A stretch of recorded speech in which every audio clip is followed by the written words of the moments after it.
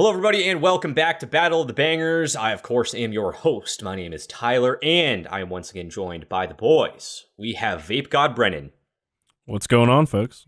And we have Vape Virgin, Kyle Steinley. I've vaped before. I'm offended by this. I'm so sorry. I apologize for my surprised look. I didn't realize we started. I was very taken aback. I was just reclining. I was like, oh, surprise. So what's fine? We keep it casual here. We're here. I'm not even wearing pants during this recording. Me neither. You want to see? So, anyway, let's load up the bracket here and see what damage has been done so far. This is round 4 of the prelims. We've already done the other 3. Hail the Sun absolutely fucking destroyed Secret Band in an absolute bloodbath.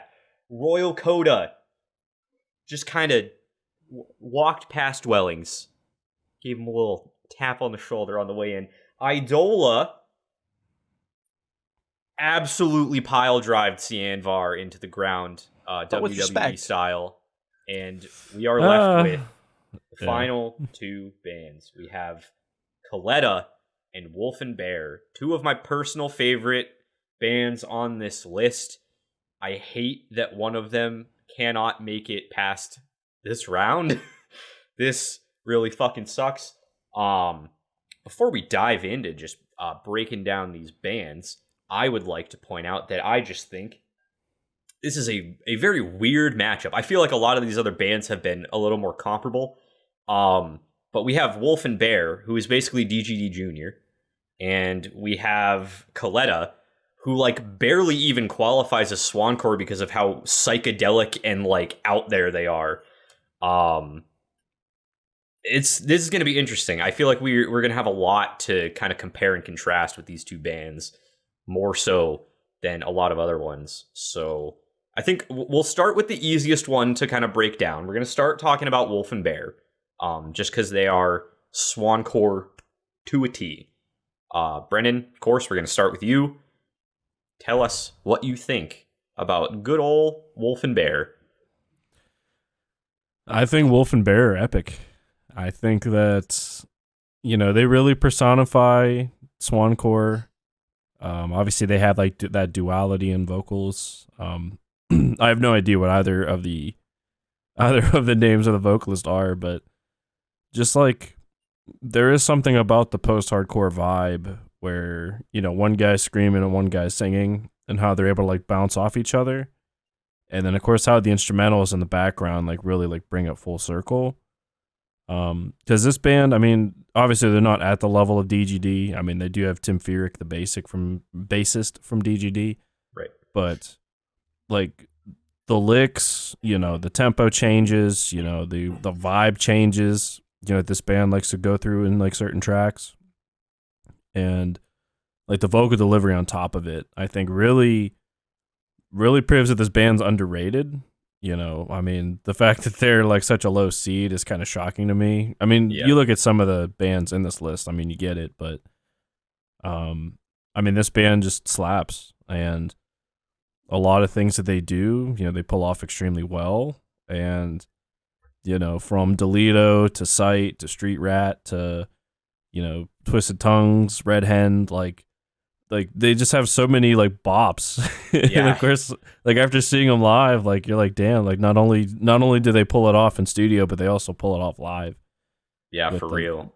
With the energy and shit they brought to that show. So yeah, I think Wolf and Bear is awesome. So yeah. I agree. Kyle, lay it on us. Baby, will I?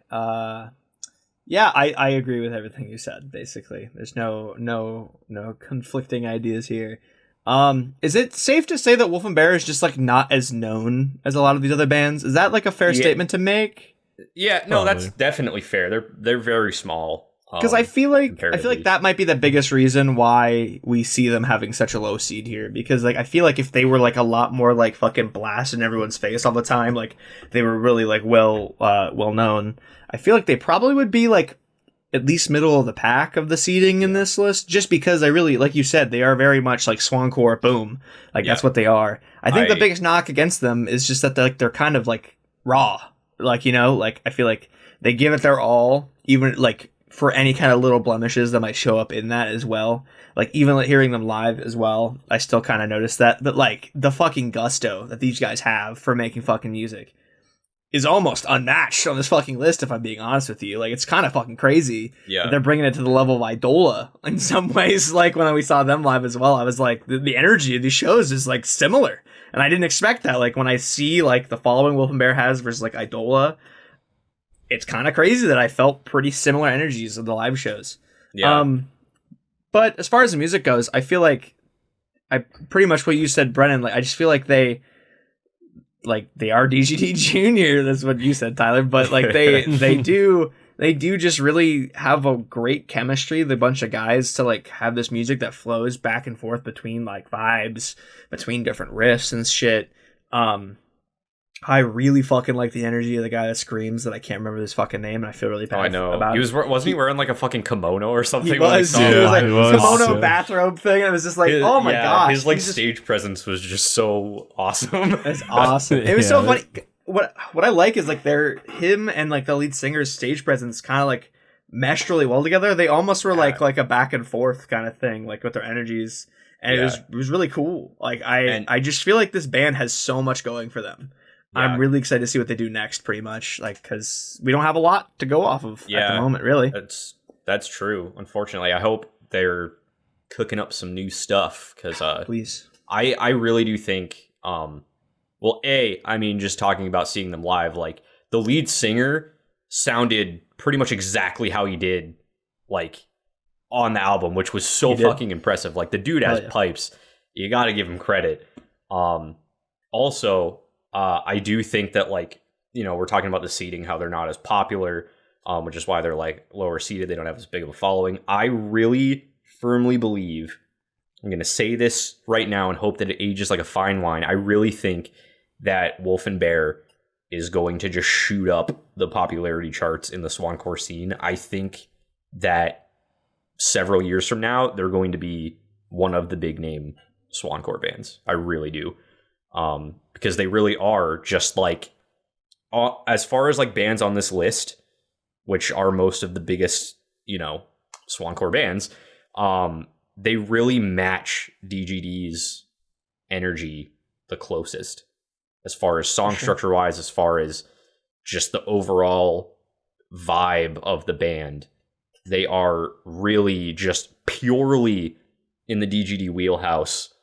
A lot more than any of these other bands, which is a fun way to segue into Coletta, because they're the furthest thing from DGD on this list, in my opinion. Yep. And they are ironically the number 2 seed. I didn't realize they were as popular as they were, but they are apparently the number 2 seed. And these guys are fucking crazy. Some of the stuff that they've come up with in a completely different vein. It's not like DGD, it's its own thing, but Jesus, is it wild and super layered and shit. So, Brennan, start diving into Coletta. Well, yeah, these guys are wild. Yeah, these guys bring a lot of different things, like mix-wise and like idea-wise into their music. I'm honestly not like a super big fan of these dudes. Because there's a lot of songs that they have that like they go places that are either extremely long-winded or extremely not what I'm looking for.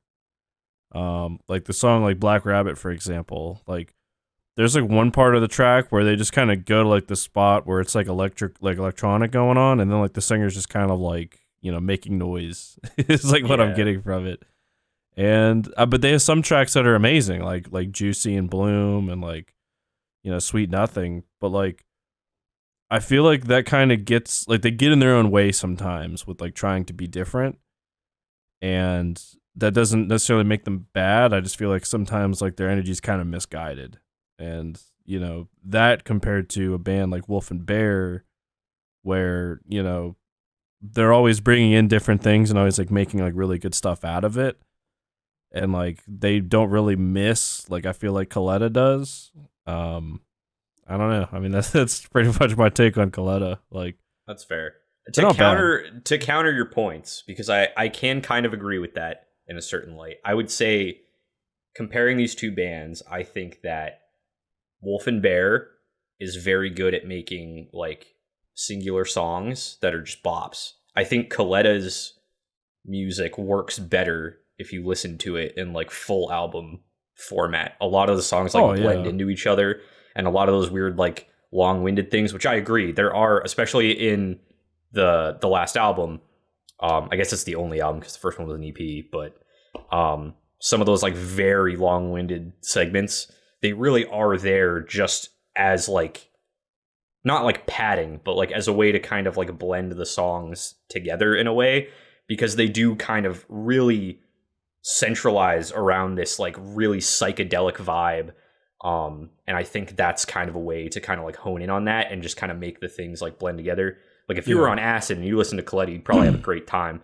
I wouldn't know, but just my thought. But yeah, Kyle, what do you think about this band? For the first time, it's the very last band too that we're getting like the initial thing off of. I disagree with Brennan.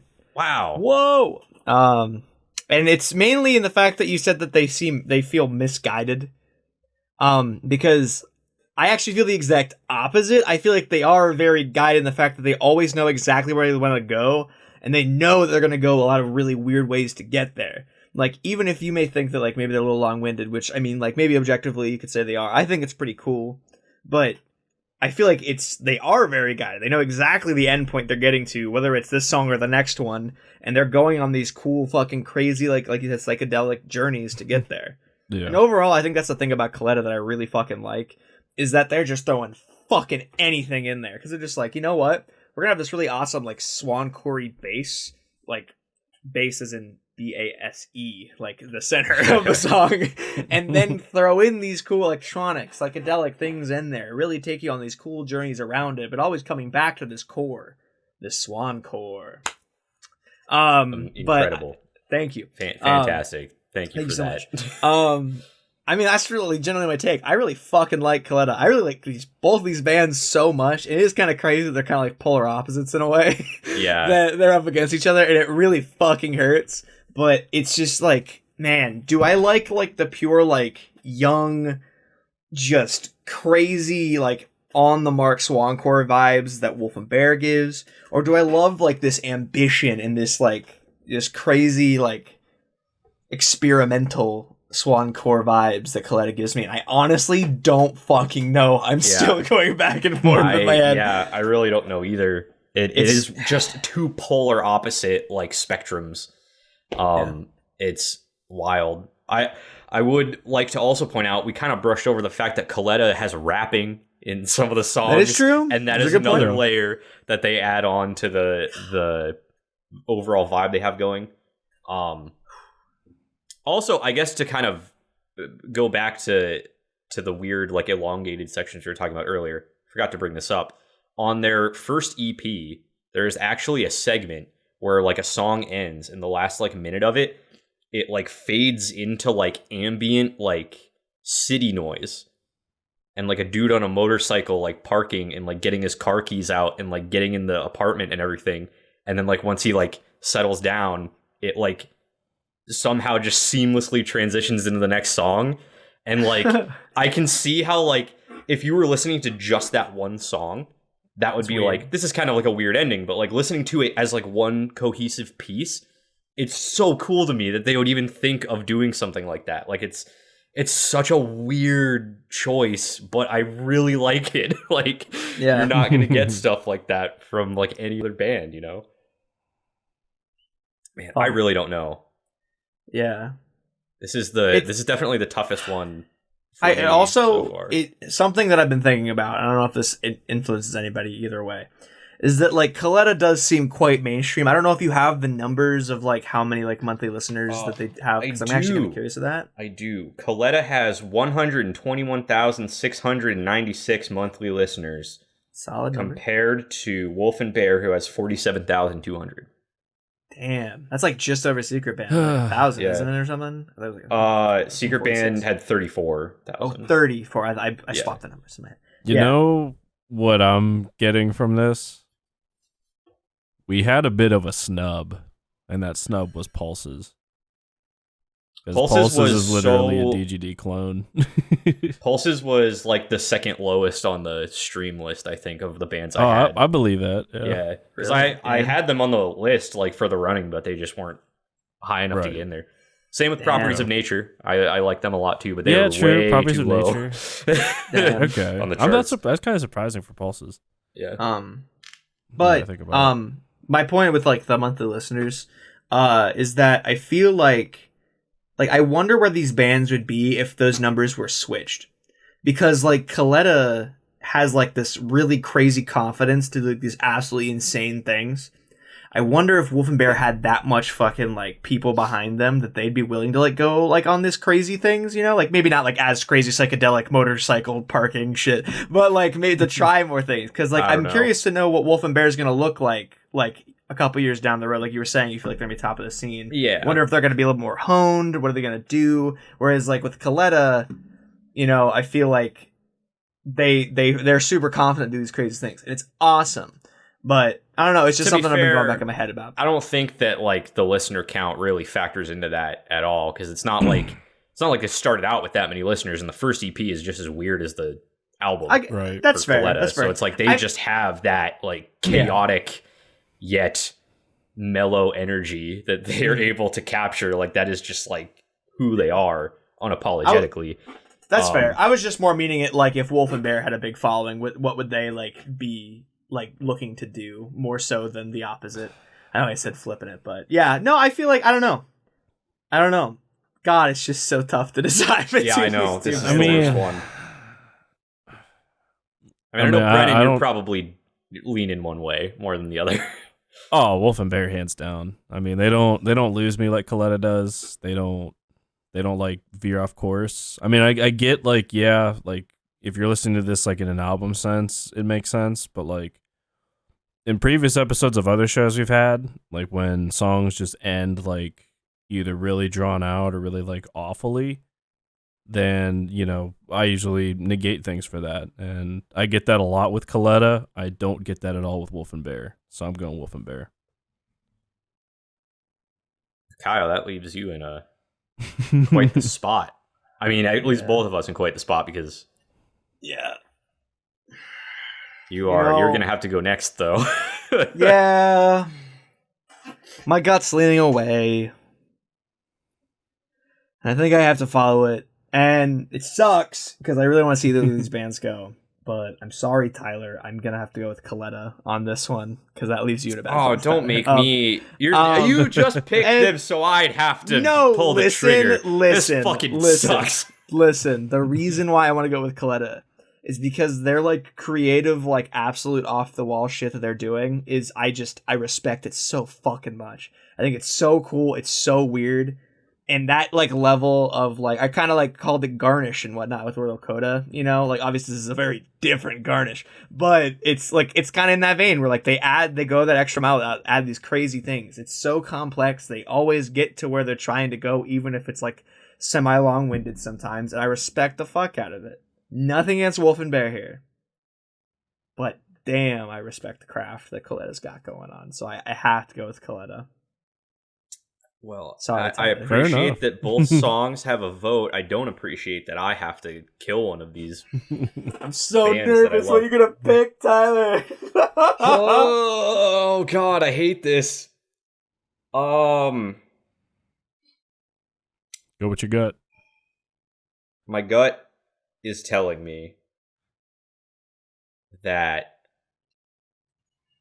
there is a safe pick. And there is a not safe pick, I think, for the purposes of this ranking. I think I'm going to have to go with the safe pick. As we said basically at the beginning of this episode, Wolf and Bear is the is like Swancore, just refined. Like it is Swancore. It is just the overall general sound of Swancore. Coletta, I was surprised, was even categorized as Swancore. So I think for the purposes of this ranking, I have to go with Wolf and Bear. just because I think they fit the box a little bit better in this specific scenario. I'm just thinking for like future matchups ahead. Like, I think that it would feel weird to me if Coletta like made it to the top in like a Swancore list, because I don't know if they fit into Swancore as much as that's fair. Wolf and Bear. So it's a really good point. Honestly. It pains me because I respect Coletta so much, and I agree with everything you said, Kyle, but I do think that Wolf and Bear is probably the right choice for today. So Wolf and Bear, slowly insert that knife into Coletta's chest cavity and just how it should have went all along, folks. No, Brennan is wrong for thinking Coletta sucks, and you can let him know in the comments below. Coletta doesn't suck. It's just Wolf and Bear is better. I think they're too different. Like, I think they're both good at what they do. It's just they both do such different things that like it's hard. It's just I have a knock on one and not one on the other. So for me, that's clear cut. I feel like that no matter what our opinions are about it, I do think the point you made there, Tyler, is probably the best thing and the best reason why Wolf and Bear is going forward, is that they are like very true Swancore, whereas Coletta is Swancore adjacent almost. Yeah, it's like Coletta is like so like they're one of those bands that are like just out in the ether as far as genres go. Like they're just sort of their own entity, and they can sort of fit into a bunch of different things, which is I'm assuming why they're considered Swancore, from my source of getting all the bands for this. Either way, yeah, Wolf and Bear, baby. Wolf and Bear, moving on, and that does it for the preliminary rounds. Wolf and Bear is actually the only low seed to advance. The high seeds won all the other preliminaries, so damn, that at least switched things up a little bit.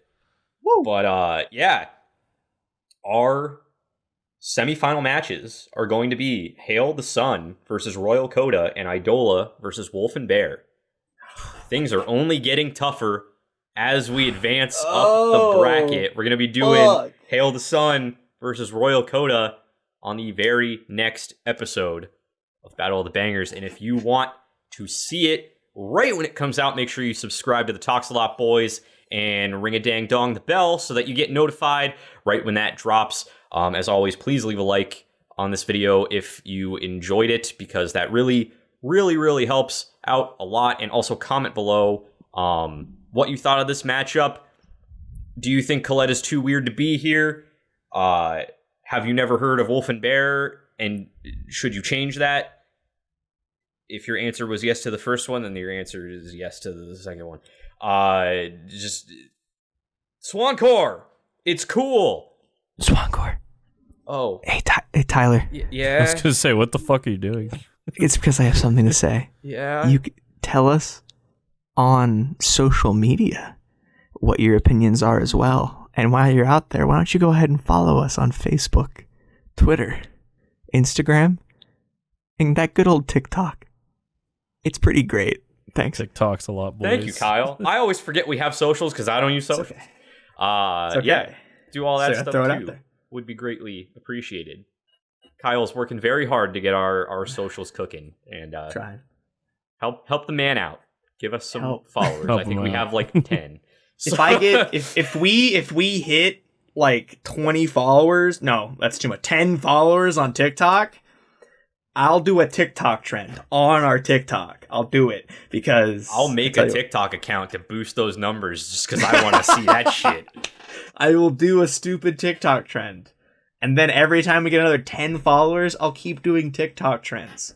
Do it. I'll shake my ass for the camera, whatever it takes. Jesus. This is happening now. We have been the Talk Slot Boys. We will talk a whole lot more next time. Dab on the haters.